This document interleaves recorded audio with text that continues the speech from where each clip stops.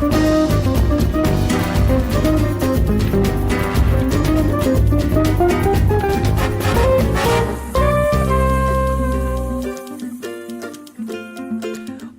to Making It with Terry Whalum, the show that explores the secrets, successes, and strategies for making it in the music biz.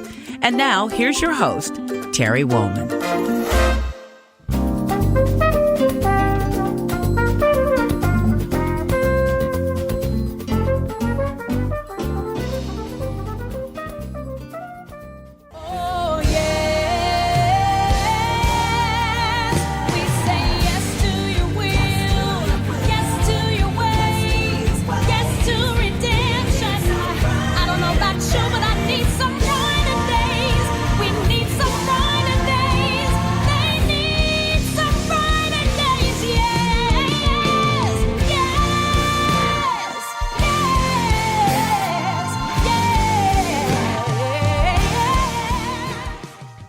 Welcome to Making It with me, your host, Terry Whalum.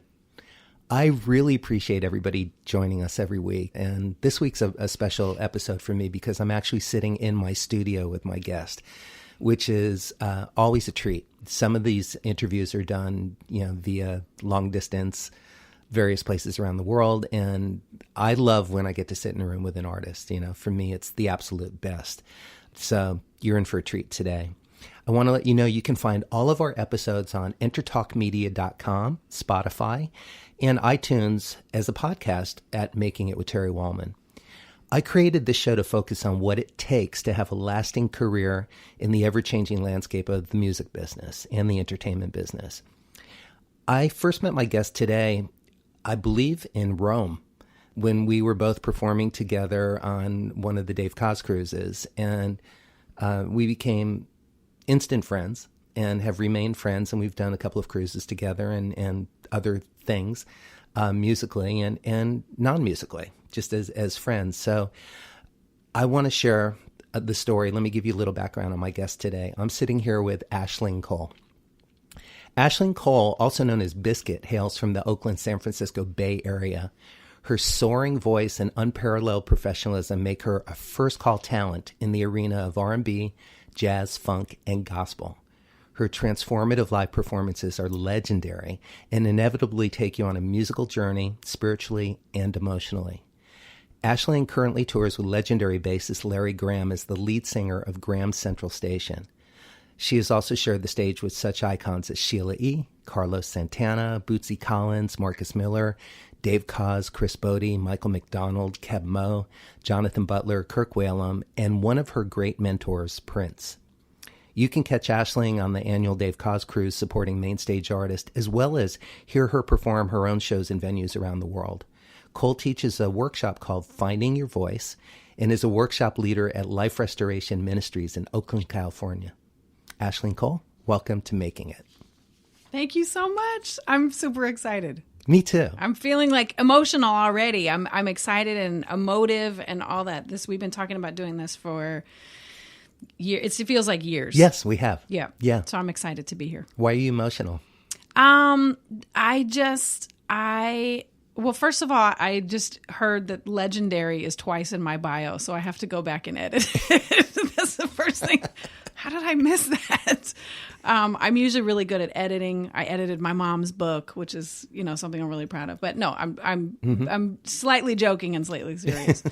I just love you. I just love you. I love hearing your interviews. I think you're just sharp in a positive way, sharp and knowledgeable, and you care and you take the time out to do your homework. And I really love you. I love you too. I do care. And I treat every one of these shows and interviews as I would a music performance. If I was playing in your band, I'd be putting in the work and learning the song. Yeah. So to me, it's all the same. And, it's one of the things I know you agree with and we're going to be talking about today, that everything, music, health, life, working in our profession, doing other things outside of our profession when we need to make the rent, all of those things, it's all connected. It's all the same. Absolutely. And, one of the things that I want to focus on today with you is I want to focus on intention and gratitude. And part of the reason is because I know that those are things that are really important to you and that you have a lot of clarity to, or you are very conscious of incorporating those things into everything that you do. For sure. And I saw that, as soon as we met, and I think that's part of why I gravitated towards you as a friend. But I also just noticed in the last email I got from you that your signature on the email includes the phrase "sent from a place of gratitude," and it does. And it prompted me to, when I read that, I thought, great, that's what this show is about today. So let me ask you something, just a basic question before we talk about your family and upbringing, and then we'll jump off the cliff together and in your musical journey. But what inspires you in music and also in life? Oh, man. In music, the story inspires me. I think that songs have life. I have a very strange, maybe non-conventional idea of music and songs, and I think that they are living, breathing things. And I think that the idea of song or the manifestation of a song, I'm sounding very granola. Okay. Is it can happen in you, or it can happen in me, or it can happen in someone else. But a song has its own life and breath and destination, and it must be heard. And so if you're too busy and you're la la la, you're somewhere off in la la land, the song is going to go somewhere else and find someone else. I think, and this is really granola, I think that's why when we hear a song, we're like, man, I should have wrote that. Have you ever had that Yes. connection with a song? You're Yes. like, I should have wrote that song. I feel like that's kind of deja vu, right? You should have been open to the song. It probably came and visited you. So is that way, way out there? Totally. It might be, but I'm a believer, I'm a writer. I write songs and vocal tunes, lyric tunes, and also instrumental tunes as an instrumental artist. But I really do believe, and this is granola too, but I just believe it because I've been doing this a long time, that we really are the vessel. And we hear people say that, but when we're really doing our job and our purpose, we have the tools, we do all the training and the practicing and everything so that we can allow ourselves to let these creative ideas come through us that visit us. Yeah. We've all written for a specific thing. Somebody needs a song about this for that, for a TV show or this or that. And there's a skill set involved in that as well. But really, some songs, and some are really magical. And, that's what makes me very clear about that is, and as granola as that might sound, is that it's really wasn't even mine. I just was able to receive it and release it. And I can tell because those are the songs that, the ones you wake up singing or you dream about or just open yourself up. You sit yourself down and you say, I really want to express something. And then it comes through. Those songs touch people in a really profound way. Yeah. And that's why I really believe that the craft that we do as composers, writers, and also as performers, taking other people's words and melodies and bringing our point of view, our intention, our life experience to that, to tell the story. I mean, I guess that's one of the things I like about your singing and performing and why I wanted to talk to you today. I mean, you've got technique, you've got chops, you have stage presence, you understand. I mean, you're a seasoned veteran performer. You've been doing this a long time. You studied acting when you were younger. You've been kicked to the curb like all of us. So many times. And have almost given up and then gone back to it. Yes. And let's just talk about that for a second. Like, oh man, what was the kick to the curb? I know you came to Hollywood. I mean, what happened? Yeah, so I want to paint the picture that I grew up in a household. I was an only child. I grew up in a household where I was the center of the entire universe, right? So that goes back to, how many singers does it take to screw in a light bulb? Just one. Me. And the world revolves around her. Yes. That's how yeah. So So you learned confidence at a young age. So it was all about me, right? It's all about me. So I at 6 years old, I told my dad I wanted to be a singer. He and my mom collectively signed me up for the San Francisco Girls Chorus. I went and studied to be an opera singer. I learned all my sight reading and how to direct a choir and harmonies and singing in a choir as well as soloing in front of a choir, like incredible training. And then I got into R&B, and then, I won't, like, so many details. The book is coming. It is good. Oh, yeah, the book is coming. So it's in writing process. It's not, like, on shelf soon, but it'll be. Which people will be able to find at ashlingcole.com. Absolutely. So... Thank you. Yeah. Absolutely. Keep an eye out for that. So I came to LA. I signed with Interscope Records with a group, and it was a great experience, but one of the worst experiences of my life. It was really like nobody cared about my feelings. Nobody was going to cater to any of my needs or anything like that. It was like, you wake up at this time. You go to the gym. They made us go to the gym because we had to look a certain way. You get to the studio. You better not, you have to be on all the time. No mistakes. And if you are, they'll, you got to get you sent home. So I quit music at 19, 20 years old. I was like, that's it. I'm done. Right. If that's what it is. And so that was my first kick to the curvature kind of thing. And then I started, auditions. I would go for auditions. I'm 5'10". I would be turned down because I was too tall. Because the main character or whoever would be 5'6", and so it just, or the chorus. I would never be in the chorus because I was too tall. So I learned rejection very quickly, and so I just kind of. I don't know that I expected it, but I think somewhere in me I just expected it. So I didn't put too much effort into things. Were you able to separate the rejection from like your talent, your gift and your talent and your hard work versus your tallness or not at all. Anything else? At that point, not at all.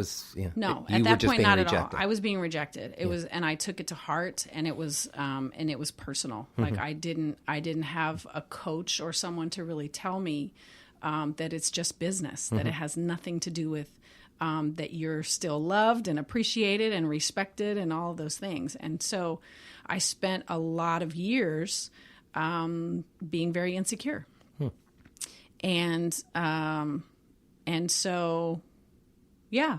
So I don't know, at some point, I mean, I definitely, when my life changed and I learned, I started growing my faith. That was, in something greater than myself. That was really when my life changed, when I started understanding my own worth and my own value. But I also remember going to an audition, and I can't remember the gentleman's name who was running the audition, and I wish I could, because I'd love to give him credit for this. I walked into the audition. It was last minute. Someone told me that morning, hey, they're having auditions. You should go try out. So I showed up, no headshot, no resume, no bio, nothing. I just walked in, and they knew who I was. That they knew me. But he said, from my work. Well, where's all your stuff? Oh, sorry, I didn't have it. And he really laid into me and said, how dare you come in here and expect that we're just going to hire you on what you've done or what we think you've done or what you've done in the past. Don't disrespect our process. And I mean, it rattled me, but I went home and really thought about it. I got the gig, by the way, but he wanted to really teach me that I had to be more professional. I couldn't just skate on my talent. And I had been doing that for many years. Right. And so then that caused me to start being preparing more, doing more homework, having my bio, having my headshot, and having all that stuff in order, and not taking for granted that people were just going to hire me just because. Right. Just because you could sing. Yeah. So. What is your process, in preparation? I listen. This is kind of I think it's a blessing and a curse. So I can listen to a song once and know it well enough to sing it. What I've learned as a background singer is that doesn't fly. Right. And I will give credit here to B. Valentine, because she really whipped me into shape. She is the consummate professional. I have never really worked with someone at her level of professionalism, and the hours and days and weeks that she spends preparing for her stuff. And so to stand next to her and not be as prepared as her, it shows very quickly. I can play it off and all that because of this gift I've been given where I can just hear something and know it. It doesn't fly especially in LA, you know, and I'm from the Bay Area. In the Bay Area, nobody prepares. People don't prepare. Right. And they don't, I mean, I guess they don't have to, but when you compare us to LA, you really can't, because session musicians in LA can play circles around, depending on the environment. Now we may have a grit and a sound and a feel and a soul that is hard to find anywhere else. But if you hire us to do a session, you're going to need a few days to get the stuff done. Right. Because it's going to sound amazing. It's Yes. going to be the greatest project you've ever worked on. Yeah. But you're going to have to wait for us to catch up. And so coming to LA and wanting to work in LA, boy, oh boy. Yeah, you guys really taught me quickly that I need to prepare. So for me, it's hand writing out lyrics. That's Because how my brain. It's tactile. Yeah, for me as well. So I'm very tactile. I do read music. I want the sheet music. Like I want all of that stuff. So I play a little bit of piano just to like get myself through a song. But everything is very visual, tactile. I've got to have it written out. Now technology, we do use iPads, which is fantastic. And I will have an iPad if I'm allowed to have it or can have it to sort of lean on. And going through this last year with my health, my brain is fuzzy, foggy. Right. And that's been really challenging. And for your friends, we know what you're talking about regarding your health. But for people that don't know, you have been the recipient of cancer, and you've been going through it with grace and strength and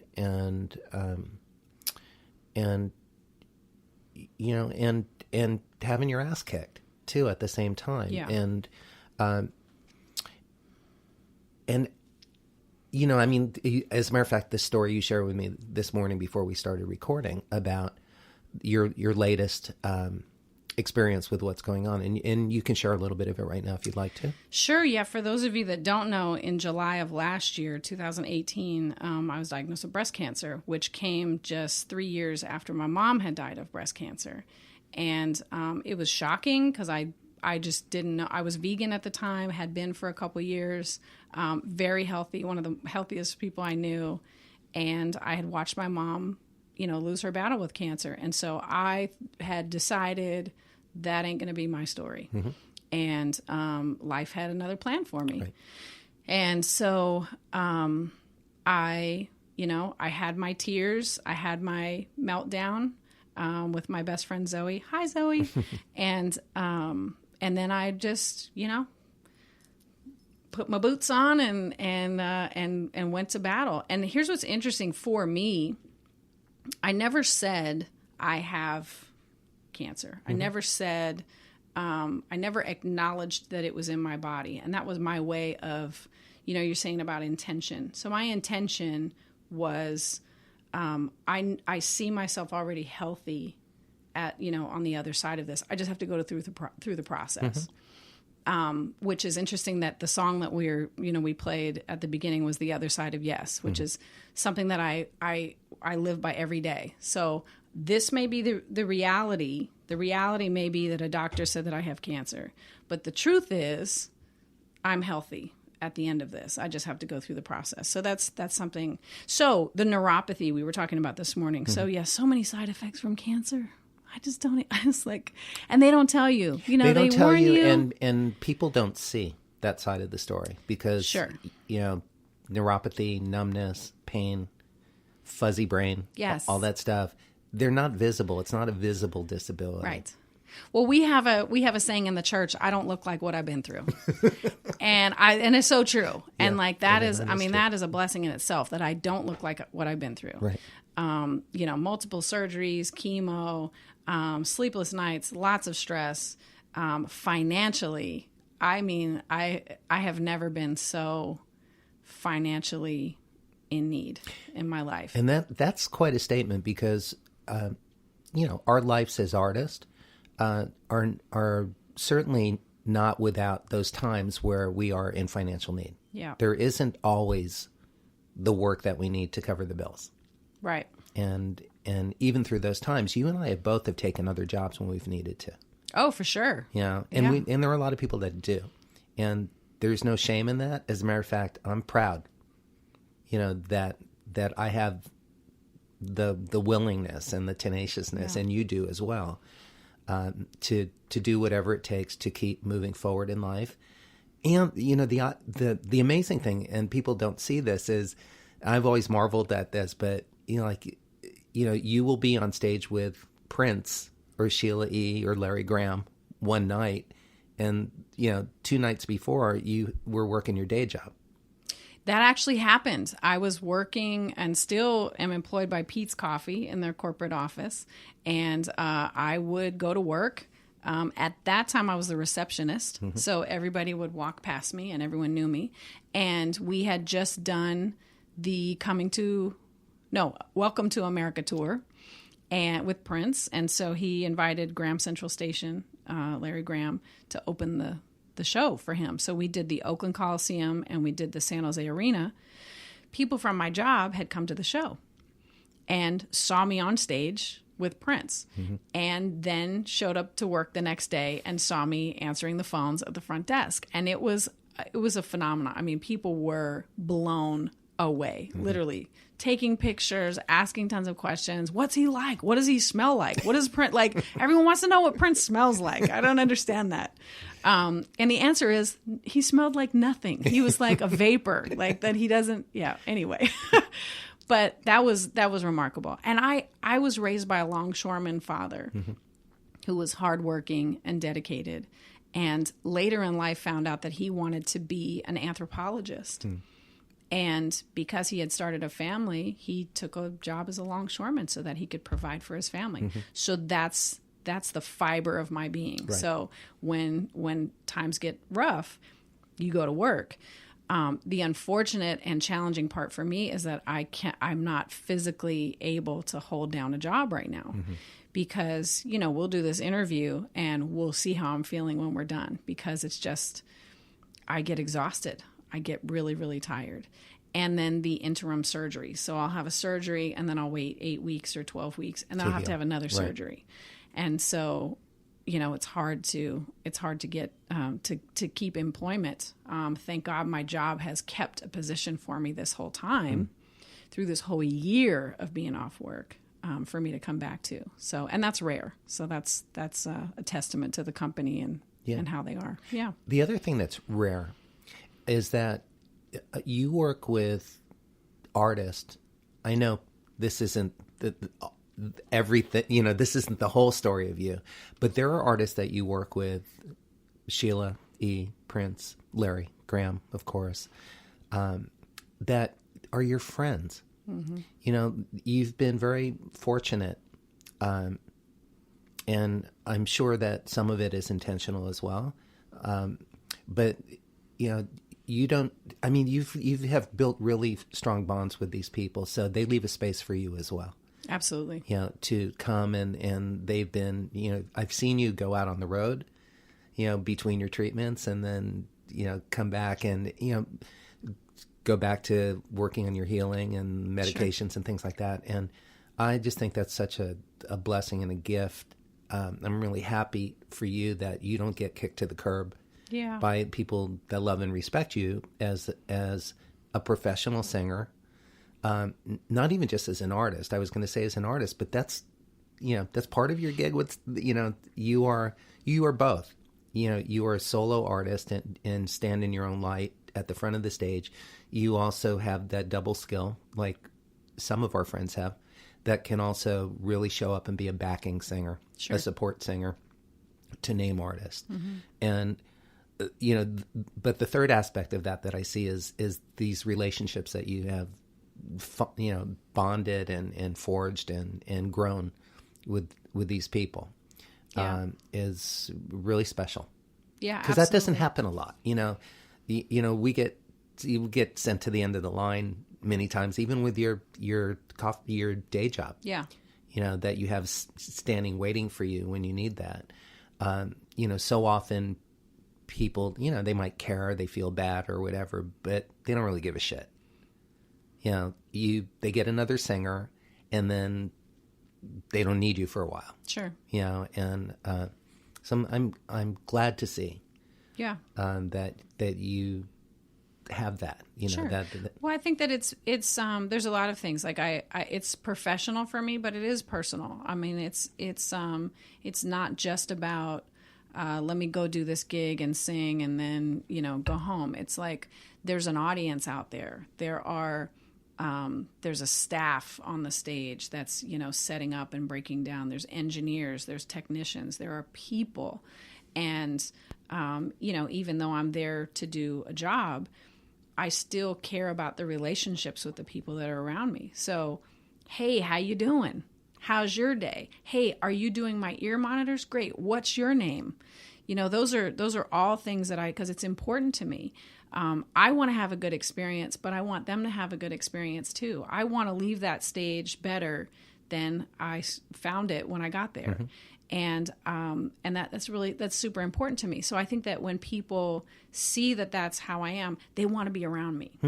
And so, and that's important to me. I want my presence to be, remembered in a positive way, with everyone that I come in contact with. So that I'm very intentional about that.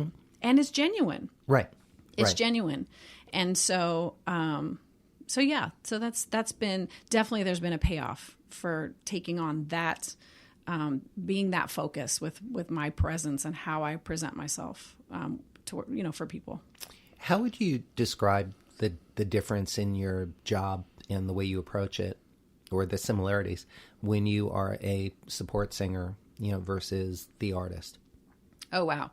So as a support singer, there's certainly circles that I've gotten very comfortable, but you must remember you're a support. I've done studio sessions for other people where there's some people that will come in and there's a lot of talking, there's a lot of chatter. If we're recording a part, at the end of the part, if you're excited about what you did, don't say anything. Because if you go, yeah, we did that, now it's on the track. And so there's things that that definitely I've learned over the years. I can't think of Claytoven Richardson's, the name of his book, but he has a great book about being a studio singer that has tons of great information on how to take care of your voice and what to do and what not to do. What's the name of the author? Claytoven Richardson. Okay. And I can't think of, it might just be called How to Be a Studio Singer. It's something about studio singer, but he was a great mentor for me early on in my career, just teaching me about that. Larry Batiste is another person who's been a great mentor, who's with the Grammys Foundation. And so be heard and not seen is kind of a background singer.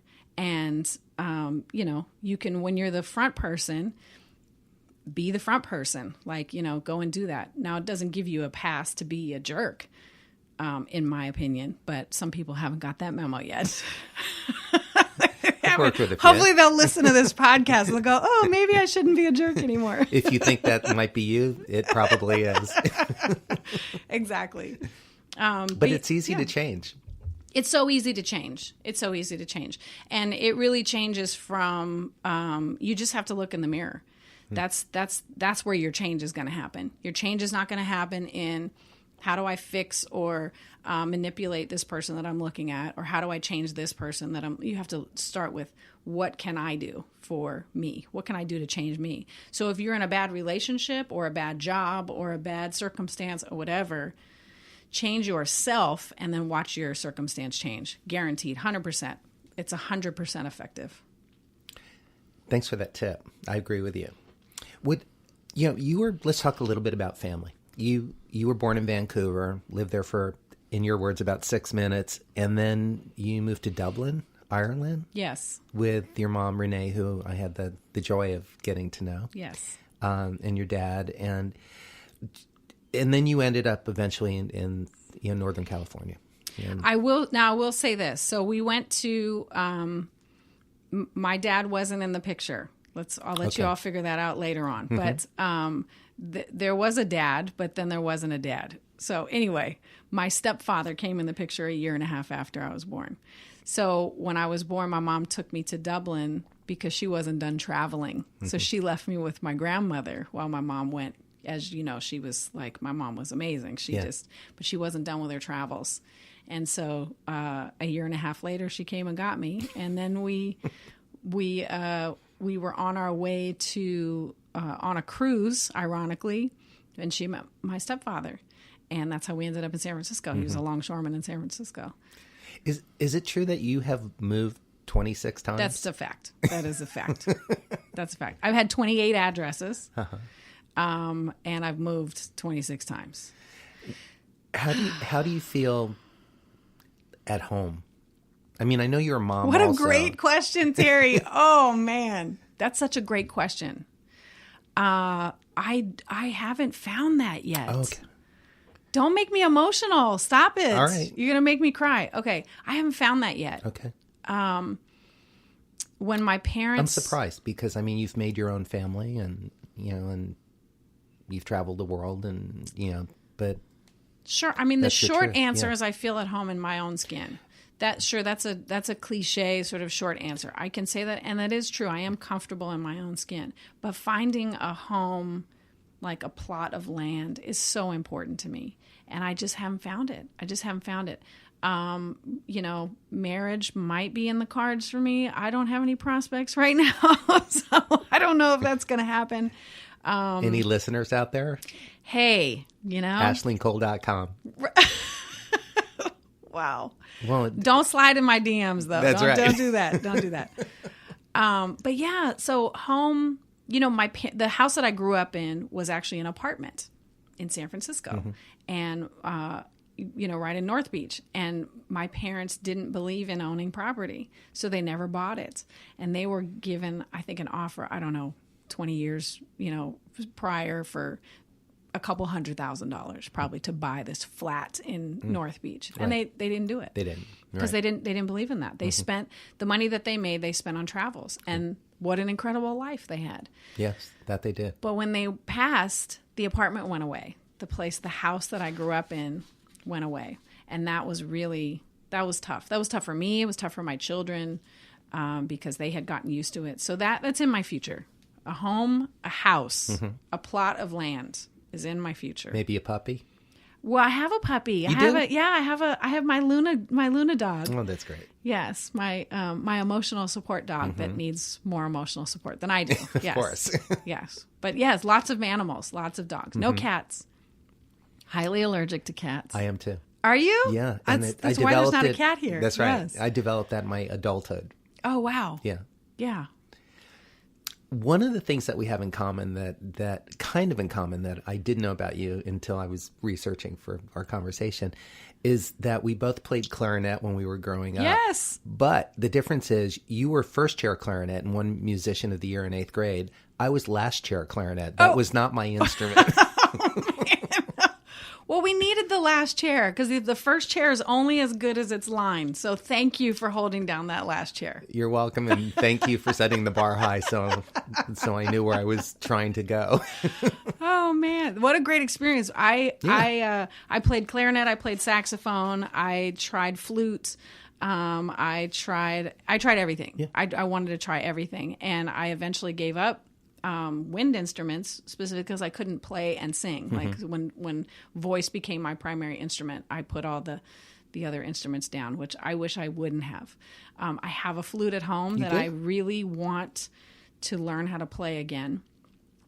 And so that's not hard. I'm in the process. In your carry-on. I've got all the goods. Like here's a fun fact. I know that you like fun facts. I am a gadgets person. You are. Yes. And I have to have all the stuff, right? So I got the flute. I don't know how to play it yet. I have the flute. I have the case. I have the cleaner.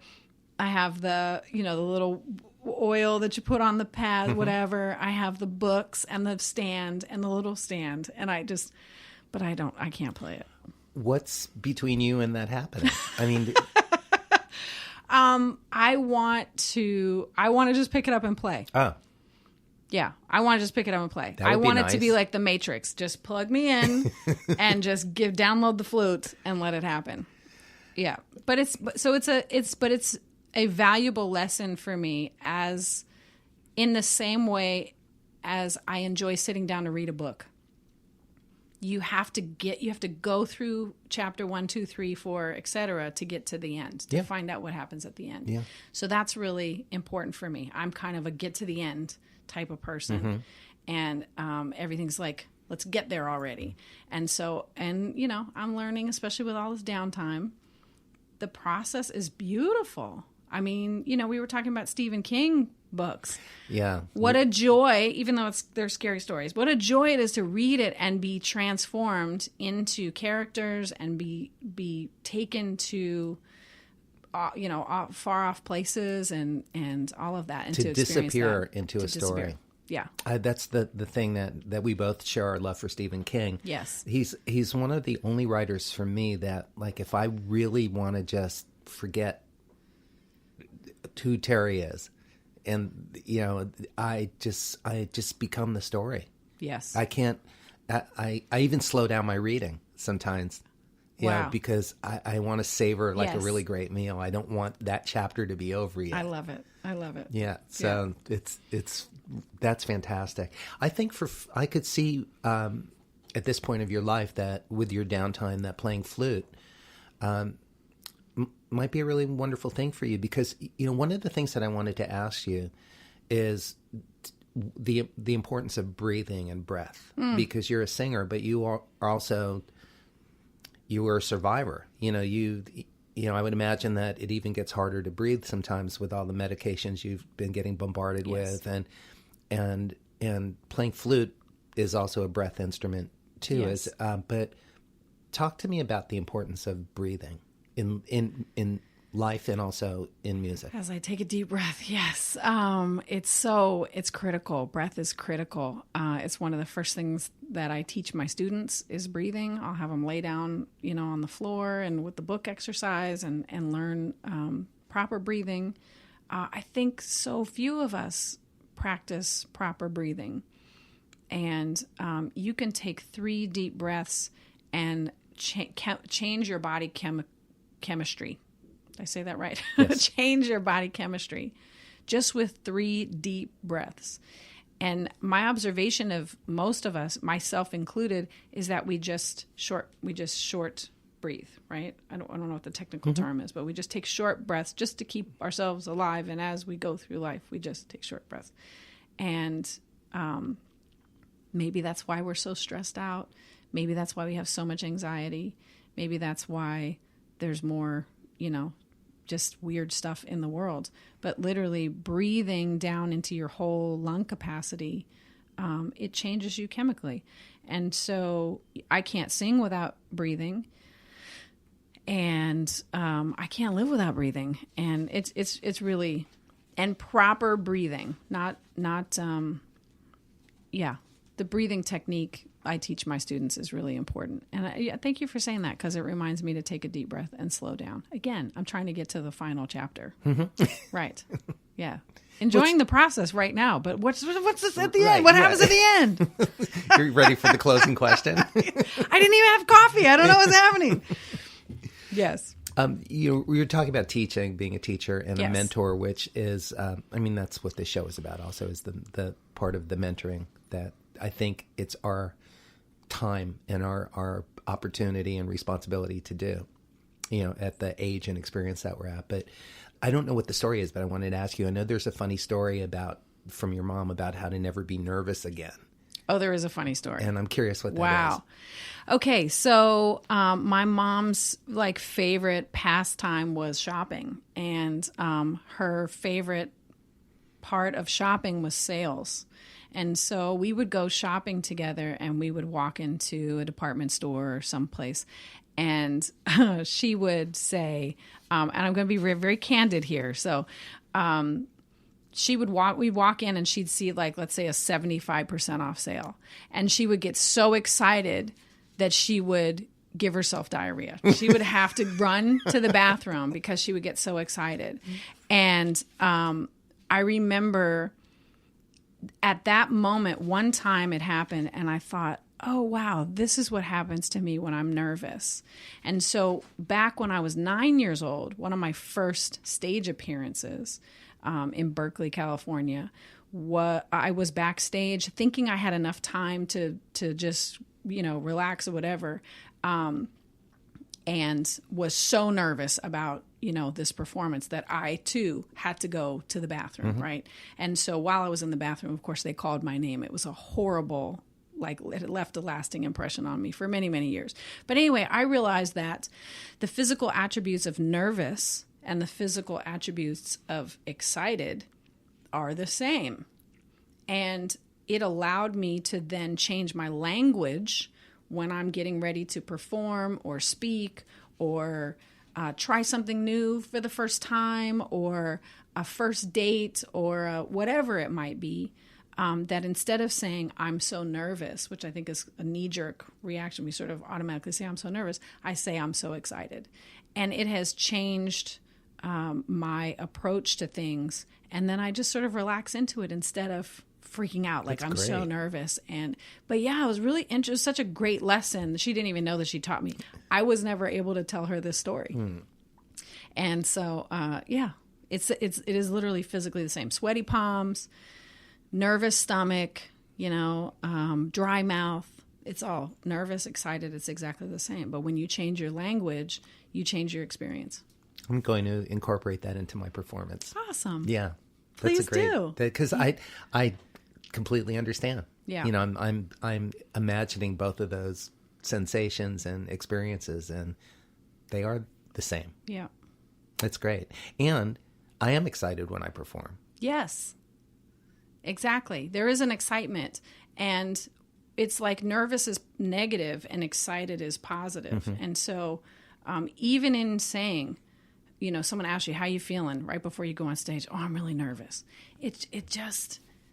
Language matters. Like, language really matters. Like, going back to what we were talking about at the beginning, intention, but like never claiming I have cancer, like never saying that. It's the intention. It's like, I'm not in denial. I know what's going on, but it is a language, a differential in my word choice. And so, it just made such a huge difference. And I think then what rests with you is the positive as opposed to the negative. And then you can really go have a great experience. Right. And the people watching you, because it's also transferable, right? Yes. So you're on stage. You ever see someone that's terrified nervous on stage? Yeah. And all of a sudden you become nervous for them.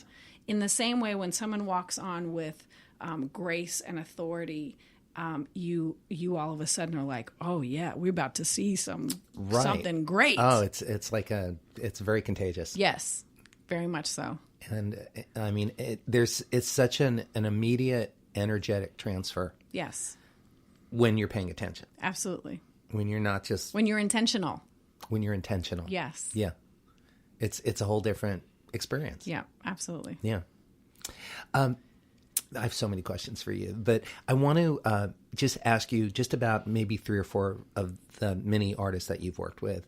And in the same light, maybe perhaps tell me what you, maybe a great lesson that you got from working with them, just from observing them or them giving you a piece of information or direction. Great. And just getting to know them. And I want to start with a quote. Prince said that your voice is like a trumpet soaring on top of the music. I know when I hand you the mic, watch out. Mm-hmm. So what did Prince, what did you get from, I mean, I know you had a dear friendship, and I don't need to get into the personal of it, but just one example of something you learned from him. He was actually my greatest the greatest influence for me as an artist came from him.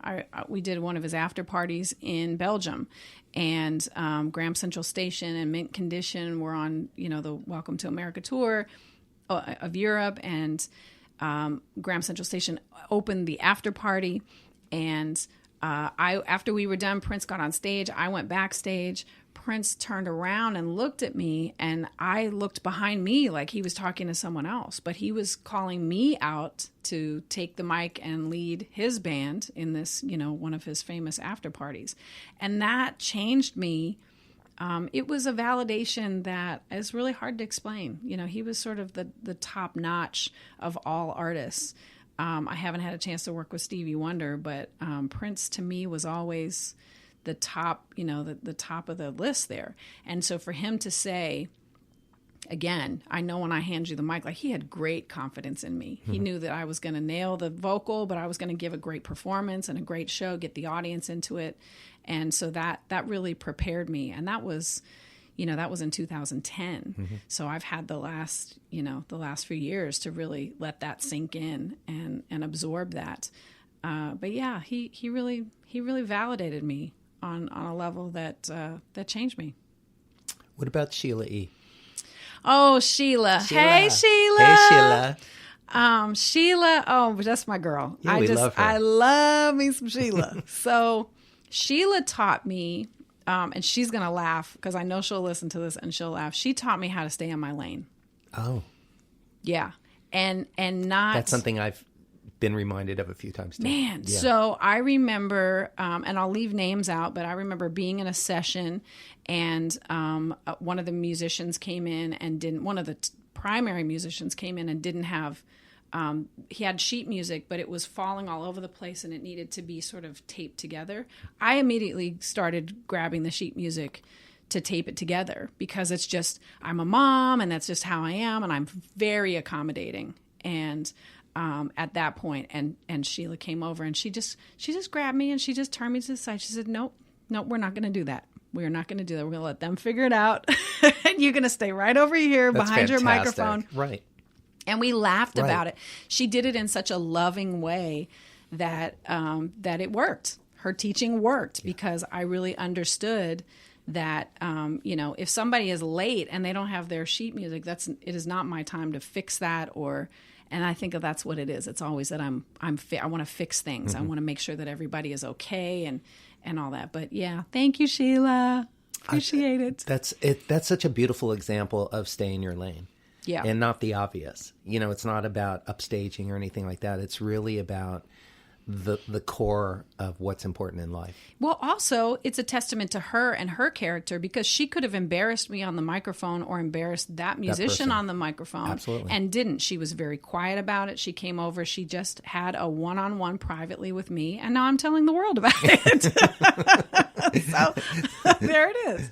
It's a great lesson. Yeah, absolutely. So sometimes you can try too hard. I mean, or be too nice, or too nice is my problem. Yeah. I have certainly been accused. I of shouldn't that say as my well. problem. It's my challenge. Being too nice is my challenge. Right, because there's a fine line between being of service, to having this. What does it take? What do we need to do? Yeah. What do we need to do to make this amazing? Yes. And a doormat. There's a fine line between that and being a doormat. Yeah, the distance between those two can sometimes be zero. Zero. That's right. Yes. Let me hold your shoe while you walk over me, while you step on me. Are you comfortable? Yes. Good. Okay. Right. And I thought I was just being about the music and the art. Nope. Right. What about Carlos Santana?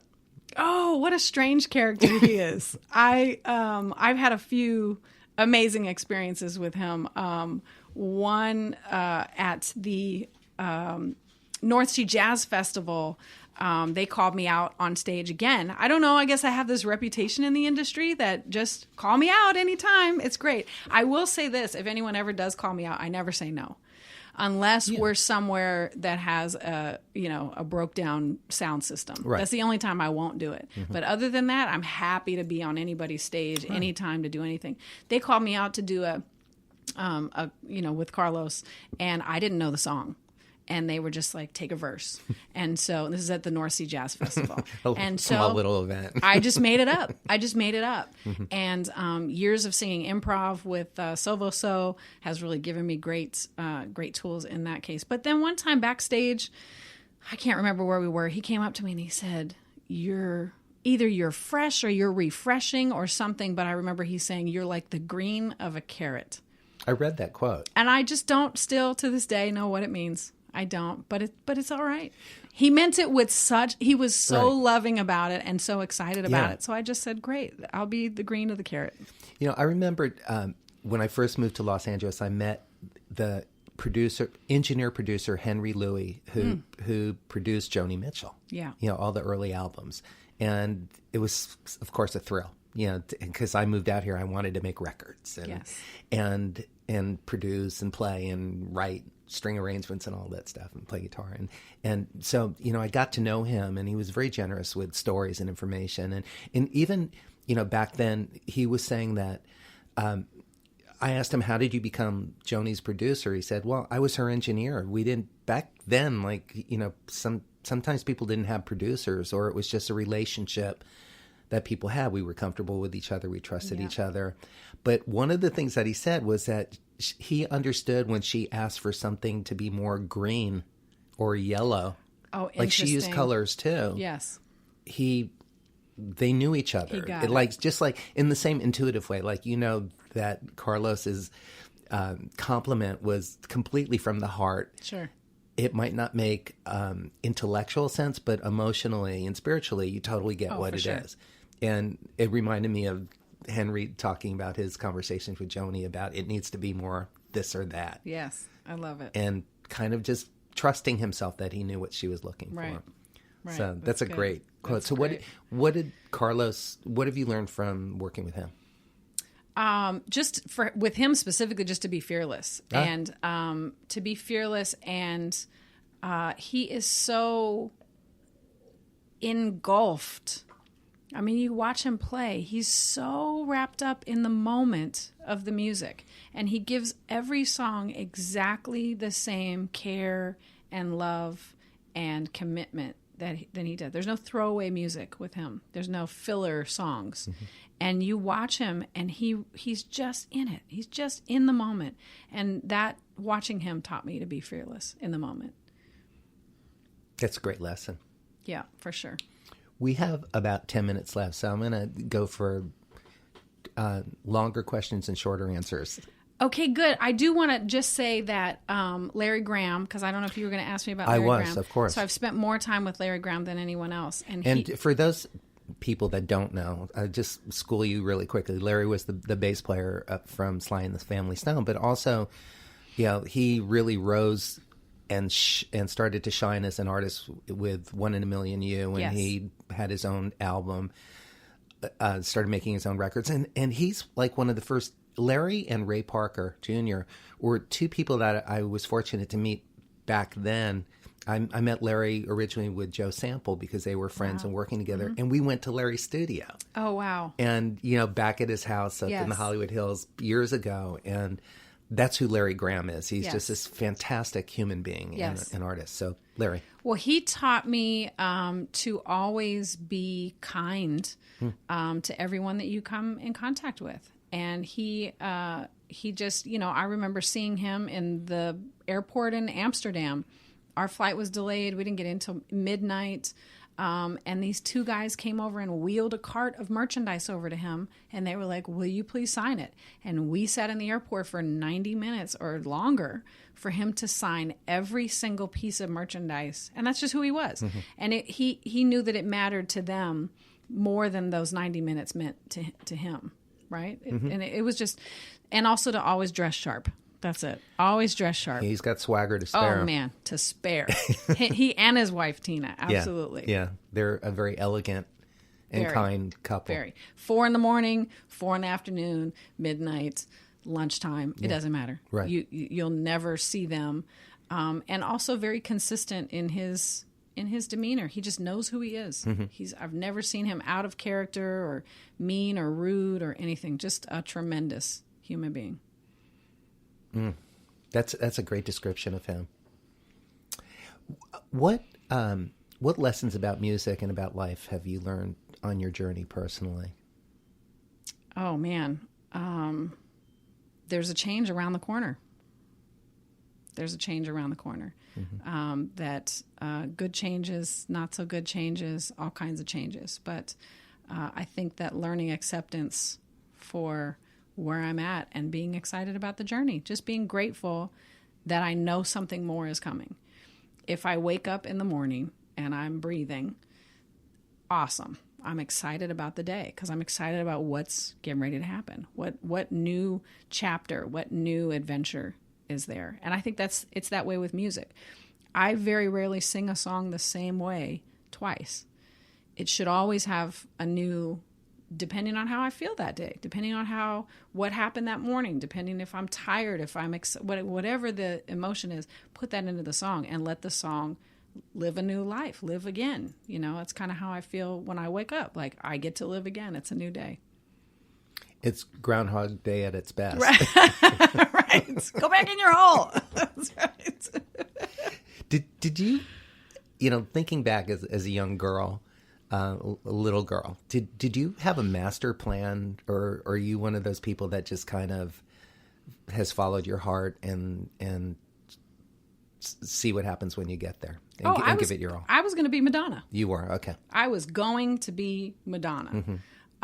Is that why you were studying acting as well, and dance and everything, or? I think maybe. Or you just loved all that stuff. I think that I just wanted to be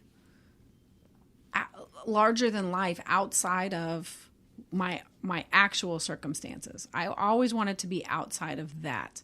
I changed my name to Sarah at some point as a child because I thought Sarah would have a more exciting life than Ashling would.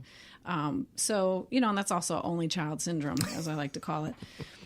But I definitely knew that I wanted to be a singer. I knew that was something that I had been gifted with within me, and I just didn't know what that really entailed. I didn't know the work. I didn't know the rejection. I didn't know all the highs and lows and ebb and flow and all of that. I didn't know any of that stuff. So that was sort of tough to swallow as a later in life and as a teenager, I should say, to learn that. But I knew that I always wanted to be a singer. I didn't know that I'd get to teach and mentor and travel the world and make incredible friends and write incredible songs and collaborate and all that. Those are all bonuses. That's all. Those are all the extra gifts that came with it. So no disappointment in your career? Or no, well, that's wrong. Many disappointments, just like all of us, but many victories. Yeah, I don't know that I have disappointments. I want to record an album with Jonathan Butler. Jonathan, if you're listening, I'm sure we all want to record an album with Jonathan Butler. But yes, we do. My dream is to record an album with Jonathan Butler and go to South Africa with him. I would imagine that would be gospel influenced. Yes, and spiritually absolutely, influenced. Absolutely. So let's make that happen. I would love to plan that album and write a string arrangement and at the very least buy it and come to the show. Yes, let's do it. So Jonathan, we're in. Yes, we're all in. That'd be a beautiful record. Yes. So closing questions, because we are at the end of our conversation. Yes. The first is a two-part question, and I ask all of my guests, since this show is called Making It, what does making it mean to you both personally and professionally? And also, can you share 3 tips for success that have driven your career? So first of all, what does making it mean to you? Making it for me is being able to have integrity with everything that I do. Being able to really look at myself in the mirror and be proud of the work that I've done on any scale. Making it, one-on-one with coaching, making it the North Sea Jazz Festival when I didn't know the song and had to make it up. That's really, I think that's what it is, that I can put my head down at night and really be proud of the work that I've done, whatever shape or size that is. Oh, and 3 tips for success that have driven your career. 3 tips for success that have driven my career. 1, always show up on time. And by that, you mean early. I mean early. Yes, thank you. Always show up early. Always. And I'll take a few seconds to just say this, that when you show up early, there are gifts waiting for you beforehand. Somebody might not have showed up and they need a replacement, and you're there, so you're the one that they call. That's happened to me many, many, many times, sitting at a sound check and a background singer doesn't show up. Hey, do you know the songs? Absolutely, I do, and I will fill in. So get there early. 2, always be nice and wear a smile on your face. And 3, always do your homework. Spend way more time on the stuff than you think you need. Always, always do that. Great tips. Absolutely. My final question, Ashling, is at this point of your life, with everything that you know to be true, what would you tell your younger self? Little Sarah, little Biscuit. Yeah, little Biscuit. I would tell her that your dreams are not too big. Your dreams are not too big, and just believe in it. Believe in your dreams and believe in yourself. With this last thought, I'll just hand the mic to you. Is there anything you'd like to close with? Final thoughts. There's nothing that you can't accomplish. It sounds so cliche, but there's really nothing. If you can dream it, you can do it. And it just requires the work. So don't be afraid to do the work. And as someone like myself, who was a dreamer with no action, I didn't get very far. And then as soon as I started putting some action behind the dreams, which is still my challenge to do. I have big dreams. I got to have big action, and surround yourself with people that believe in those same dreams. That's beautiful. Thank you. Thanks. I also just want to add really quickly that we're going to post a link to your website and your Facebook page and artist, Twitter, all that information. But we're going to include a link to a GoFundMe campaign that's going on to help continue to pay for your medical expenses as you are getting better and stronger and healthier every day. So if anybody feels moved to make a contribution, no requirement, but it will be received with gratitude and it will not be wasted. Absolutely not. And thank you in advance. Ashling, thanks for spending the hour with me. It's a joy to see you. And thank you, everybody, for spending the hour with us. We both appreciate you. Thank you.